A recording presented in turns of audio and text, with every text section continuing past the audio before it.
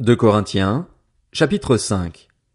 Nous savons, en effet, que si notre habitation terrestre, qui n'est qu'une tente, est détruite, nous avons dans le ciel un édifice qui est l'œuvre de Dieu, une habitation éternelle qui n'est pas faite par la main de l'homme.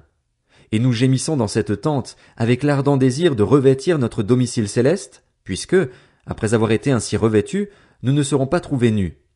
En effet, nous qui sommes dans cette tente, nous gémissons, accablés, parce que nous voulons non pas nous dévêtir, mais au contraire nous revêtir, afin que ce qui est mortel soit englouti par la vie. Et celui qui nous a préparés pour cela, c'est Dieu, qui nous a donné le gage de l'Esprit. Nous sommes donc toujours pleins de confiance et nous savons que, tant que nous habitons dans ce corps, nous sommes loin de notre patrie, loin du Seigneur, car nous marchons par la foi et non par la vue. Oui, nous sommes pleins de confiance et nous aimerions mieux quitter ce corps pour aller vivre auprès du Seigneur. C'est aussi pour cela que nous nous efforçons de lui être agréables, soit que nous vivions dans ce corps, soit que nous le quittions. En effet, il nous faudra tous comparaître devant le tribunal de Christ afin que chacun reçoive le salaire de ce qu'il aura fait, bien ou mal, alors qu'il était dans son corps. Ainsi donc, puisque nous savons ce qu'est la crainte du Seigneur, nous cherchons à convaincre les hommes. Quant à Dieu, il nous connaît, et j'espère que dans votre conscience vous nous connaissez aussi. Nous n'allons pas de nouveau nous recommander nous-mêmes auprès de vous, mais nous voulons vous donner l'occasion de vous montrer fiers à notre sujet, afin que vous puissiez répondre à ceux qui mettent leur fierté dans les apparences et non dans ce qui relève du cœur. En effet, si nous avons fait preuve de folie, c'était pour Dieu.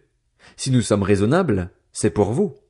C'est que l'amour de Christ nous presse, parce que nous sommes convaincus que si un seul est mort pour tous, tous donc sont morts. Et s'il est mort pour tous, c'était afin que ceux qui vivent ne vivent plus pour eux-mêmes, mais pour celui qui est mort et ressuscité pour eux. Ainsi, désormais, nous ne percevons plus personne de manière humaine. Et si nous avons connu Christ de manière purement humaine, maintenant nous ne le connaissons plus ainsi. Si quelqu'un est en Christ, il est une nouvelle créature. Les choses anciennes sont passées. Voici, toutes choses sont devenues nouvelles. Et tout cela vient de Dieu qui nous a réconciliés avec lui par Jésus-Christ et qui nous a donné le ministère de la réconciliation. En effet, Dieu était en Christ. Il réconciliait le monde avec lui-même en ne chargeant pas les hommes de leurs fautes, et il a mis en nous la parole de la réconciliation. Nous sommes donc des ambassadeurs pour Christ, comme si Dieu adressait par nous son appel. Nous supplions au nom de Christ, soyez réconciliés avec Dieu. En effet, celui qui n'a pas connu le péché, il l'a fait devenir péché pour nous afin qu'en lui nous devenions justice de Dieu. 2 Corinthiens, chapitre 6. Puisque nous travaillons avec Dieu, nous vous encourageons vivement à ne pas accueillir la grâce de Dieu sans résultat. En effet, il dit, « Au moment favorable je t'ai exaucé, le jour du salut je t'ai secouru. » Voici maintenant le moment favorable, voici maintenant le jour du salut.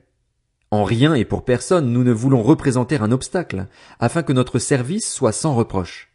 Au contraire, nous nous recommandons nous-mêmes à tout point de vue comme serviteurs de Dieu par une grande persévérance dans les souffrances, les détresses, les angoisses, sous les coups, dans les prisons, les émeutes, les travaux pénibles, les privations de sommeil et de nourriture. Nous nous recommandons aussi par la pureté, la connaissance, la patience, la bonté, par l'Esprit Saint, par un amour sincère, par la parole de vérité, par la puissance de Dieu, par les armes offensives et défensives de la justice, que ce soit au milieu de la gloire ou du déshonneur, au milieu d'une mauvaise ou d'une bonne réputation. Nous sommes considérés comme des imposteurs, quoique disant la vérité, comme des inconnus, quoique bien connus, comme des mourants, et pourtant nous vivons. Nous sommes comme condamnés, et pourtant pas mis à mort, comme attristés, et pourtant nous sommes toujours joyeux, comme pauvres, et pourtant nous en enrichissons beaucoup, comme n'ayant rien, alors que nous possédons tout. Nous vous avons parlé ouvertement, Corinthiens, nous vous avons largement ouvert notre cœur. Vous n'y êtes pas à l'étroit, mais c'est votre cœur qui s'est rétréci. Rendez-nous l'appareil, je vous parle comme à mes enfants, ouvrez-nous, vous aussi, votre cœur. Ne formez pas un attelage disparate avec des incroyants. En effet, quelle relation y a-t-il entre la justice et le mal? Ou qu'y a-t-il de commun entre la lumière et les ténèbres? Quel accord y a-t-il entre Christ et le diable? Ou quelle part le croyant a-t-il avec l'incroyant? Quel rapport peut-il y avoir entre le temple de Dieu et les idoles? En effet, vous êtes le temple du Dieu vivant, comme Dieu l'a dit, « J'habiterai et je marcherai au milieu d'eux, je serai leur Dieu et ils seront mon peuple. » C'est pourquoi, Sortez du milieu d'eux et séparez-vous, dit le Seigneur. Ne touchez pas à ce qui est impur et je vous accueillerai. Je serai pour vous un père et vous serez pour moi des fils et des filles, dit le Seigneur Tout-Puissant. 2 Corinthiens, chapitre 7. Puisque nous avons de telles promesses, bien-aimés, purifions-nous de tout ce qui souille notre corps et notre esprit et poursuivons jusqu'au bout la sainteté dans la crainte de Dieu. Faites-nous une place dans votre cœur. Nous n'avons fait de tort à personne. Nous n'avons ruiné personne. Nous n'avons exploité personne. Ce n'est pas pour vous condamner que je parle ainsi, car j'ai déjà dit que vous êtes dans notre cœur à la vie et à la mort. J'ai une grande confiance en vous. J'ai toute raison d'être fier de vous. Je suis pleinement réconforté, débordant de joie au milieu de toutes nos difficultés. Depuis notre arrivée en Macédoine, en effet, nous n'avons connu aucun repos. Nous étions au contraire pressés de toutes parts, lutte au dehors, crainte au dedans. Mais Dieu, qui réconforte ceux qui sont abattus, nous a encouragés par l'arrivée de Tite, et non seulement par son arrivée, mais encore par le réconfort qu'il avait reçu de vous. Il nous a raconté votre vive affection, vos larmes, votre zèle pour moi, de sorte que ma joie a été d'autant plus grande. Même si je vous ai attristé par ma lettre, je ne le regrette pas.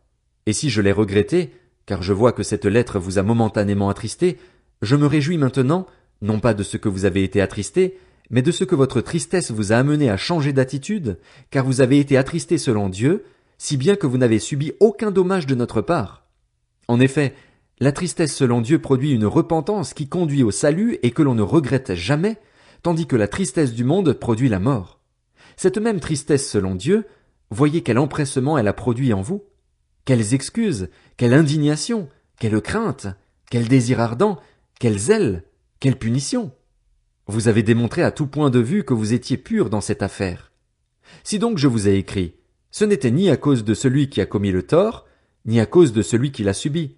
C'était afin de rendre évident à votre esprit, devant Dieu, votre empressement pour nous.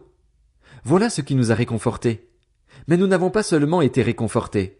Nous avons été beaucoup plus encore réjouis de constater la joie de Tite, qui a eu l'esprit tranquillisé par vous tous. Si je me suis quelque peu vanté à votre sujet devant lui, je n'ai pas eu à en rougir.